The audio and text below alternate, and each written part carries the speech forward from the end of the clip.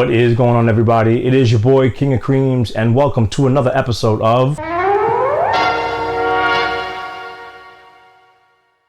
What is going on, everybody? And thank you again for tuning in to another episode of The Intermission. I'm your host, King of Creamz, and before we get started with anything, I have to say, please like and subscribe. I really appreciate everyone who has been supporting this channel for this long. So before we dive right into this episode, I want to thank and give a shout out to my good friend, the person who arranges all the music and produces it for this channel, Paris Flacco. Please check him out.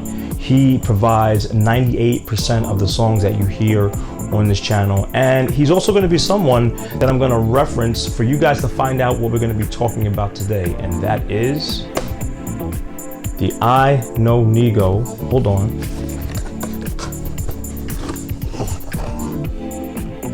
CD. Can y'all see that? I'm gonna really put the CD in there. This is a box set. CD, and released on vinyl. Y'all know I'm a DJ, so this means everything. You can stream it, but he put the CD and vinyl. Now, the cool thing about this is a box set that was released almost a month prior to the actual release of the album. This was sold on Shopify. It was a pre-order release before the album came out. I want to say about a month. It came with this box, the CD on the inside, and the shirt that I'm wearing right now. You don't need an ear for music to tell the difference between old sound and new orthophonic high-fidelity sound. You need RCA Victor's Hearing is Believing. It's RCA Victor's great golden throat sound at your RCA Victor dealer.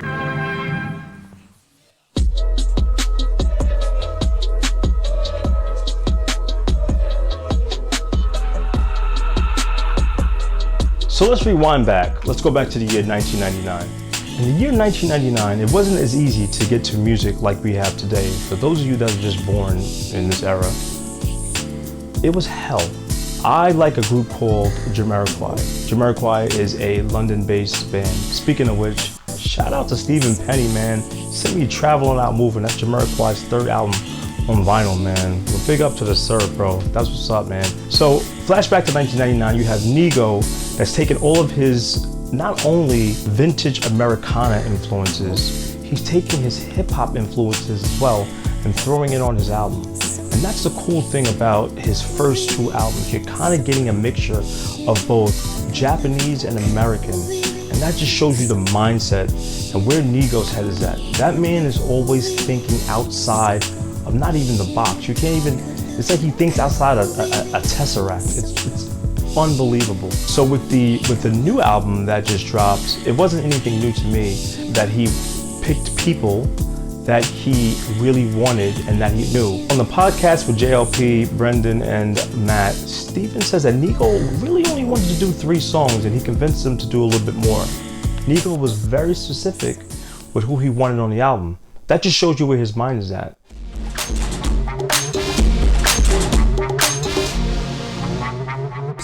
So です。Louis Vuitton ので仕事をやった時にスペシャルオーダー作ってもらったんですけど、ここにヘッドホンがつくっていうね。この間バージルもかなりおーって反応してたけど。So get into the merchandise. Stephen Victor says that in the beginning, he was making varsity jackets and he was selling them and they sold out. Nigo was the one to tell him to stop selling them and make them a friends and family deal, which I think is also genius. However, the merchandise that's put out by the Victor brand actually comes in 3 different types. The first one is the one I'm wearing now.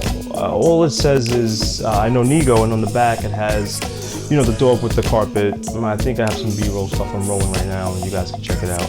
The second one was released with Billionaire Boys Club. So this is the second one that came out. Now, I'm on a COVID diet, so I had to go up a size. This is a medium.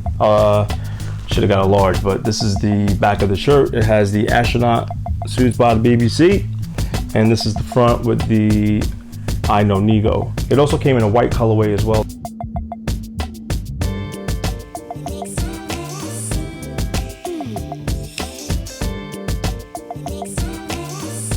The third was released with Human Made, and that's where the pop-up shop came in.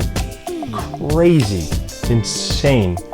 If you did not make it to that, it was basically probably one of the wildest and longest lines I've seen since a New York DMV. When I tell you we arrived down there and the line was so long, people were actually camping out the night before. But let me tell you the thought process and the savagery of Nigo.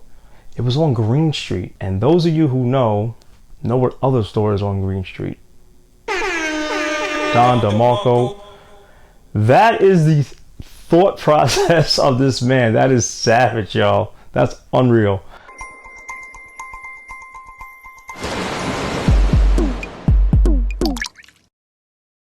So I'm not an aficionado with 𝐒𝐴𝐴, but what I will tell you, the pieces that I do have are made pretty good. It's probably one of the best quality t-shirts and jackets that I've ever worn in my entire life. That just shows you the way that Nigo thinks and putting everything out that's going to make sense and its quality. Now we all know with Nigo, with 𝐕, Nigo only released 10% of what he had.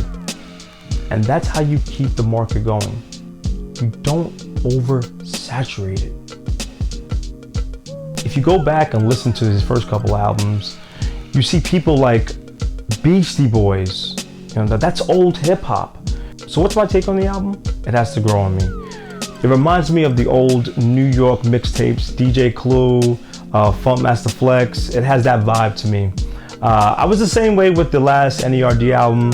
After listening to it a couple times, you know, it basically ranks fairly well up there with the rest of their albums. Now that's my take on the Nigo album. Now, if you ask somebody else, such as Paris, or somebody who's really into the nostalgia, baby, you might get a different answer. I highly suggest that if you already haven't, you can go back and listen to some of Nigo's previous albums. And that was the late 90s and he was already doing that. It was almost low key. This was so low key and yet the guy still kept going. That was low key over here, and I'm sure in Japan it was a different story. But he still kept going to the American market. Like I said before, you know, you ask somebody who's really into Nigo, who really is inspired by the things that he does, they might give you a different answer. Now, where does this leave Nigo and Steven? In my opinion, levels. It's gonna go up and up and up. The way that merchandise sold out was incredible. I'm talking about minutes, even on the Billionaire Boys Club site, minutes. And the turnout for that pop-up shop was incredible. There's a lot of people there. And I think that what this is showing us is that a lot of people saying Nigo is coming back. No, Nigo never left. And he's not going anywhere. And I can appreciate someone who is not just redoing the same things over and over. It's cool to see some of that sometimes, but you also have to reinvent yourself. You also have to just keep going and change some of the, you know, the past ways. Let that live in nostalgia, just like his previous albums do. And I don't think that we pay enough attention to that. As far as the album goes, like I said, I'm sure by the end of next week, I'm going to be bumping it all day, but I get into the lyrical part of it. I get into the production part of it. I'm not just, oh, this joint is hot because Tyler's on it. It's a little bit more than that to me. I am a musician, so I look at an album in a different way. So I hope that kind of explains what I think of the album. So guys, I hope you enjoyed this episode of The Intermission.